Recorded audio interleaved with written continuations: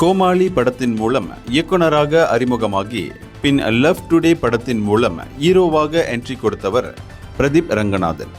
கோமாளி படத்தின் வெற்றி இவருக்கு நல்ல இயக்குனர் என்ற பெயரையும் விருதுகளையும் வாங்கி கொடுத்தது. இப்படத்தின் வெற்றியை தொடர்ந்து இவர் நடிப்பில் LIK திரைப்படம் உருவாகி வருகிறது.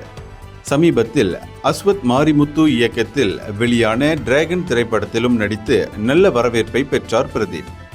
இந்நிலையில் தற்போது நிகழ்ச்சி ஒன்றில் தனுஷ் குறித்து வந்த கேள்விக்கு பிரதீப் அதிரடி பதில் கொடுத்தது பலரின் கவனத்தை ஈர்த்துள்ளது.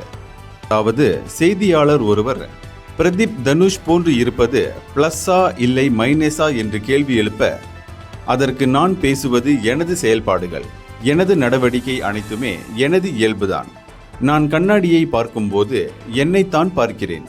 நான் நடித்த 2 படங்களுமே ரசிகர்கள் மத்தியில் நல்ல வரவேற்பை பெற்றுள்ளது.